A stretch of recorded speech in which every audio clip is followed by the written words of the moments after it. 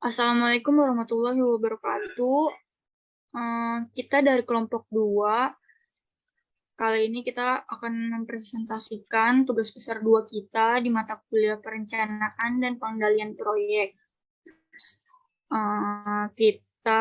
Kelompok kita yaitu ada Ahmad Farhan, saya sendiri Gita Sari, dan ada Hatmoko, ada Patrius Ngawur, dan Tony Irawan. Yang pertama yaitu informasi mengenai proyek. Gambaran umum lokasi proyeknya itu pembangunan rumah 5 lantai di Jalan Ebony 3, nomor 3, merupakan salah satu pembangunan rumah yang direncanakan dan dilaksanakan oleh PT Rimba Construction yang lokasinya berada di Jalan Mediterania 1, Blok E, nomor 8E. Data umum proyeknya itu nama proyeknya sendiri adalah pembangunan rumah tinggal ID House. Lokasinya ada di Jalan Ebony 3, nomor 3, dengan owner Bapak Edward Family. Arsiteknya itu DP plus HS Arsitek, konsultan strukturnya PT Cipta Sukses, kontraktor sendiri yaitu PT Rimba Bangun Perkasa, dengan anggaran proyek 5.487.408.033 rupiah. Yang selanjutnya itu luas bangunannya ada 1.680 meter persegi, jenis konstruksinya itu beton bertulang, ukuran slope-nya variatif, kolomnya juga variatif, baloknya variatif dengan jumlah lantai 5 lantai, tebal platnya juga variatif. Di sini ada gambar lokasi proyeknya yang sudah kita tandai.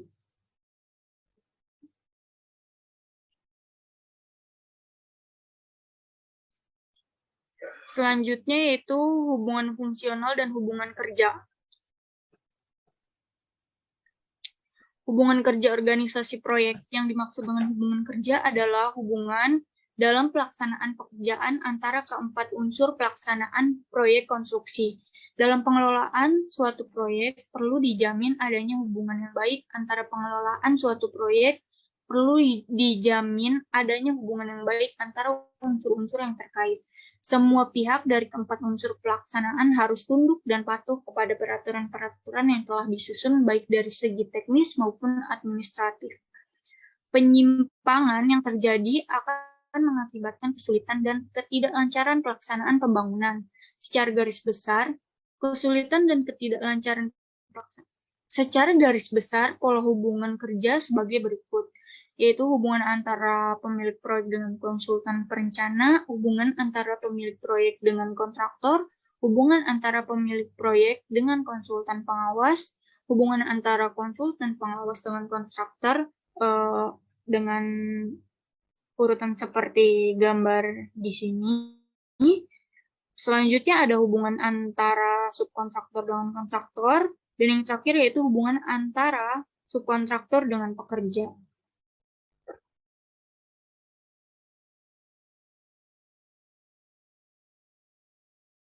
Selanjutnya akan dibacakan oleh teman saya yang lain. Untuk selanjutnya saya baca untuk presentasi ini. Untuk struktur organisasi proyeknya. Struktur organisasi merupakan kerangka atau susunan yang berisikan fungsi, bagian, posisi, kedudukan tugas, wewenang, dan tanggung jawab yang berbeda-beda dalam satu organisasi. Selain itu, struktur proyek juga memiliki unsur-unsur spesialisasi kerja, standarisasi, sentralisasi, dan desentralisasi, serta koordinasi dalam membuat sebuah keputusan. Dalam pembangunan proyek, Ed House memiliki struktur organisasi sebagai berikut. Seperti pada strukturnya ada owner, arsitek, kontraktor, konsultan strukturnya. Dan untuk selanjutnya, yang keempat, tugas dan wewenangnya.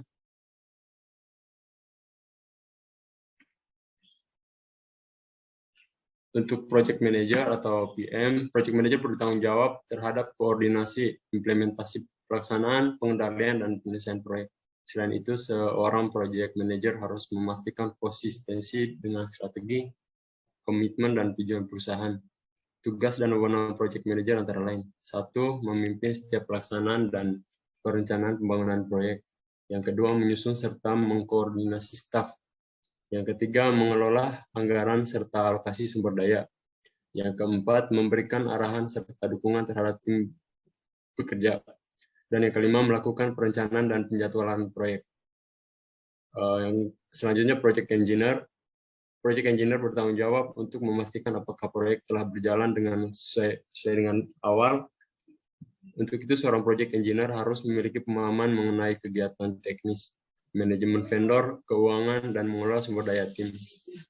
Tugas serta wewenang seorang project engineer antara lain. Yang pertama, membuat laporan mengenai perkembangan proyek.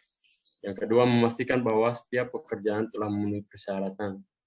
Dan yang ketiga, memastikan bahwa karakteristik fungsional sebuah sudah berfungsi sebagaimana mestinya.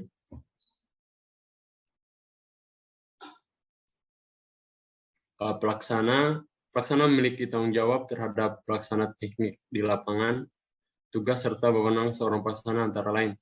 Yang pertama, melaksanakan pekerjaan sesuai dengan program kerja, metode kerja, gambar kerja, dan spesifikasi pekerjaan. Yang kedua, mengadakan pemeriksaan dan pengukuran hasil kerja di lapangan. Yang ketiga, mengusulkan perubahan rencana pelaksanaan karena kondisi pelaksanaan yang tidak memungkinkan untuk melaksanakan pekerjaan yang sesuai dengan rencana. Dan yang keempat, mengontrol setiap kebutuhan proyek untuk dilaporkan kepada manajer proyek. Surveyor. Tugas seorang surveyor memiliki tanggung jawab melakukan pemeriksaan atau peninjauan di lapangan, mulai dari kunjungan lokasi hingga membuat laporan hasil. Tugas dan wewenang seorang surveyor antara lain. Yang pertama, melakukan survei serta pengukuran di lapangan. Yang kedua, melakukan penyusunan dan penggambaran data. Yang ketiga, mengevaluasi hasil pengukuran sebagai dasar pengembalian keputusan. Yang keempat, melakukan pengawasan stakeout, yaitu metode pendekatan dalam mengukur atau menetapkan titik koordinat suatu lokasi di lapangan.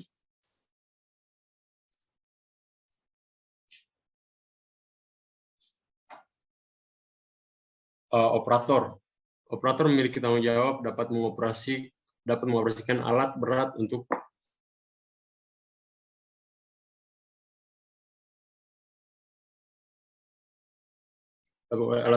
dengan benar dan aman melaksanakan pemeliharaan harian sesuai petunjuk pemeliharaan dan membuat laporan operasi. Tugas serta wewenang seorang operator antara lain. Yang pertama, mengoperasikan mesin atau peralatan dengan benar.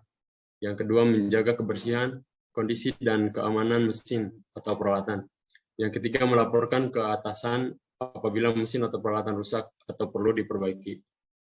Bagian logistik. Logistik memiliki tanggung jawab untuk menyalurkan material atau alat ke bagian pelaksanaan lapangan dan mengatur dan mengontrol arus barang yang masuk ataupun barang keluar dan beberapa sumber daya lainnya yang ada di proyek.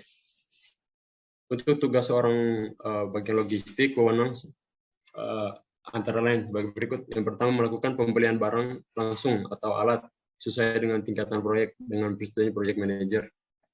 Dan yang kedua, menyediakan tempat yang layak dan memelihara dengan baik barang langsung maupun barang atau alat. Yang ketiga, bertanggung jawab terhadap barang dan mencatat keluar masuknya barang yang tersedia di penyimpanan atau gudang. Yang keempat, membuat penyusunan laporan yang telah ditetapkan dan laporan lainnya yang berhubungan dengan bidang tugasnya. Dan yang kelima, membuat berita acara penerimaan atau penolakan bahan material setelah pengontrolan kualitas oleh quality control dan kuantitas.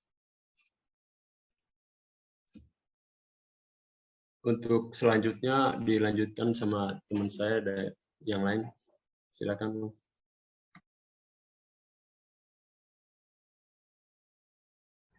Ya, berikut jadwal pekerjaan dengan metode bar chart. Oke. Berikut adalah suatu schedule yang dimana schedule ini terbuat dari kita buat dari aplikasi Microsoft Project, dimana di sini adalah suatu schedule untuk paket pekerjaan struktur utama, yaitu hanya pekerjaan struktur, di mana pekerjaan struktur dari struktur bawah hingga topping off dan sampai tutup bata. Di mana susunan schedule ini mendapatkan durasi harian yaitu 152 hari. Di mana start awalnya itu adalah tanggal 9 bulan 9 tahun 2020. Berikut adalah pekerjaan struktur bawah. Di sini pekerjaan struktur bawah terdapat GWT, safety tank, dan pit lift. Yaitu dengan sebagai berikut untuk durasi schedule-nya, di mana ini sekitar 1 bulan sampai tie beam. Oke, masuk ke pekerjaan struktur lantai dasar, lantai 1, di mana dari bulan September ini kita lihat dari schedule sudah masuk di bulan Oktober untuk pekerjaan lantai 1, plat lantai sampai kolom, yaitu memakan waktu sekitar setengah bulan. Dari struktur lantai 2, untuk pekerjaan balok, plat lantai, dan kolom, bisa dilihat untuk pekerjaan struktur lantai 2, yaitu memakan waktu juga 1 bulan, di mana sudah masuk di bulan November 2020. Dengan struktur lantai 3 juga, dengan estimasi schedule, yaitu sama 1 bulan Desember 2020, hingga struktur lantai 4 dan struktur lantai atap. Itu memakan waktu 1 bulan, sehingga waktu sampai di bulan Februari 2021. Oke, mungkin kesimpulan masuk dari dengan teman saya itu Mas Tony Irawan. Terima kasih Mas Farhan. Nah, kesimpulan dari presentasi ini adalah hasil akhir dari analisa perencanaan dan pengendalian manajemen biaya dan waktu pada pembangunan rumah tinggal Edi House dapat disimpulkan bahwa 1. Untuk perencanaan didapatkan biaya sebanyak 5.487.408.353 rupiah. 2. Untuk waktu pelaksanaan direncanakan menggunakan lengkung S memerlukan waktu selama 7 bulan. Minggu atau 24 minggu berbeda dengan pelaksanaan yang terjadi di proyek pembangunan rumah Edi House yang memerlukan 9 bulan. 3. Hasil akhir yang diperoleh dari analisa SNI 7394/2008 untuk perkiraan kurun waktu pada keseluruhan pekerjaan struktur pada proyek pembangunan rumah Edi House memerlukan waktu selama 7 bulan. Cukup sekian presentasi dari kelompok kami. Jika ada pertanyaan bisa langsung di kolom komentar. Wassalamualaikum warahmatullahi wabarakatuh. Waalaikumsalam warahmatullahi wabarakatuh. Waalaikumsalam.